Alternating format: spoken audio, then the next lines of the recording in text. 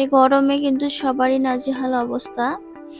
তো আমাদের এই পুকুরটা একসময় মানে পানিতে ভর্তি থাকতো। তো এই রোদের কারণে পুকুরটা একদম শুকিয়ে গেছে।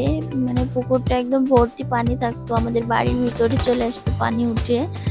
তো সেই পুকুরটাও আজকে কিন্তু শুকিয়ে গেছে। হাঁস মুরগিগুলো একদম দাঁড়ানোর জায়গা পায় না।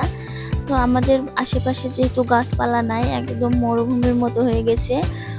তো এই প্রচন্ড গরম, এই যে তাপমাত্রা, এগুলোর জন্য কিন্তু আমরা প্রত্যেকেই নিজে নিজে দায়ী। কারণ গাছপালা যেভাবে কেটে ফেলা হচ্ছে, তো গাছপালা যত কমে যাবে বৃষ্টিপাতও কিন্তু ততই কমে যাবে। তো এই কারণে এই যে প্রাকৃতিক দুর্যোগগুলোর জন্য কিন্তু আমরা প্রত্যেকে নিজে নিজে দায়ী। আমরা কিন্তু সবসময় গাছপালা কেটে ফেলছি, কিন্তু কে কয়টা লাগাচ্ছে বলেন? গাছপালা কেটে বাড়িঘর তৈরি করা, রাস্তা তৈরি করা, সবকিছুতেই কিন্তু গাছগুলো, অনেক পুরাতন বড় বড় গাছও কিন্তু কেটে ফেলা হচ্ছে, কিন্তু একটা গাছও লাগানো হয় না। যে কারণে কিন্তু দিন দিন আবহাওয়ার পরিবর্তন হচ্ছে এবং তাপমাত্রা অনেক বেশি পড়ছে।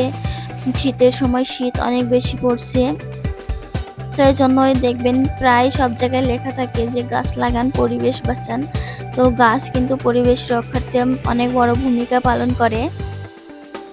তো সকালে সূর্য ওঠার আগেই কিন্তু গরম শুরু হয়ে যায়, আর সূর্য উঠলে তো আর বাইরে বেরোনোই যায় না তাপমাত্রার কারণে। তো এই জন্য আমি সকাল সকাল উঠে বাইরের সব কাজ কাম সেরে তারপরে রান্নাঘরে চলে এসেছি রান্না করার জন্য। আসলে আর একটু গরম, মানে বেলা হয়ে গেলে তো একদম আগুনের কাছে বসা যাবে না। এমনিতেই তো মনে করেন গরম, তার উপরে রান্নাঘরে তো আরো বেশি গরম হবে। তো এই কারণে আমি সকাল সকাল চলে এসেছি রান্না করতে। আসলে গরমের কারণে কিন্তু সব কাজই করতে ঝামেলা হচ্ছে। তো আমরা যেহেতু গ্রামে বাস করি, তো আমরা চাইলেও কিন্তু আশেপাশের বাগান-টাগানে বা মানে কোথাও গিয়ে একটু দাঁড়াতে পারি, বসতে পারি। কিন্তু যারা শহরে বাস করে সেসব আপু ভাইয়া বা আন্টি আঙ্কেল অনেকেই কিন্তু শহরে বাস করে। তো শহরে কিন্তু এমন খোলামেলা পরিবেশ নাই। তাহলে বুঝুন তাদের কি অবস্থা হচ্ছে।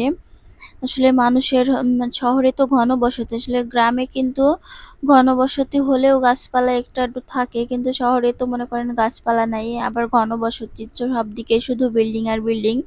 তো শহরে কিন্তু তাপমাত্রা আরো বেশি হবে, আর মানুষজনের বসবাস বেশি থাকার কারণে ওখানে গরমটা আরো বেশি হয়। আর আমার তো যত দিন যাচ্ছে ততই কিন্তু মানে আবহাওয়া পরিবর্তন হচ্ছে এবং খুবই ভয়াবহ রূপ ধারণ করছে। তো আমাদের প্রত্যেকেরই উচিত কিন্তু যার যতটুকু জায়গা আছে যেখানে মানে বেশি বেশি করে গাছপালা লাগানো। আসলে গাছপালা ছাড়া কিন্তু এই আবহাওয়া পরিবর্তন একদমই অসম্ভব। তো যাদের মাটিতে লাগানোর জায়গা নাই তারা কিন্তু চাইলে ছাদ বাগানও করতে পারে। এখন কিন্তু ছাদ বাগানেও মানে অনেক বেশি সাড়া ফেলেছে মানুষ। আসলে বিভিন্ন ধরনের টবে করে এখন বড় বড় গাছও কিন্তু ছাদে হচ্ছে। তো আপনারা চাইলে কিন্তু ছাদেও বিভিন্ন ধরনের গাছপালা লাগাতে পারেন। আসলে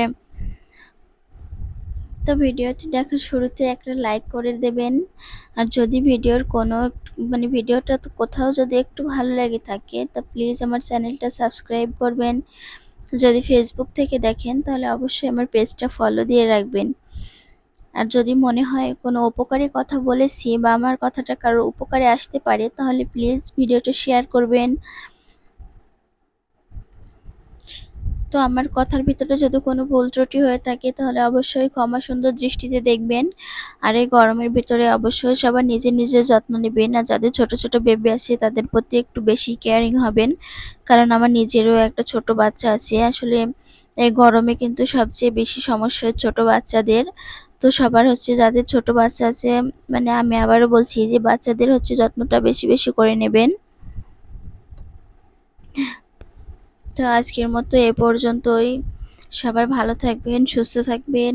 আর আমি আবারও বলছি প্লিজ ভিডিওতে একটা লাইক দেবেন, যদি ভালো লাগে অবশ্যই সাবস্ক্রাইব করবেন। আল্লাহ হাফেজ।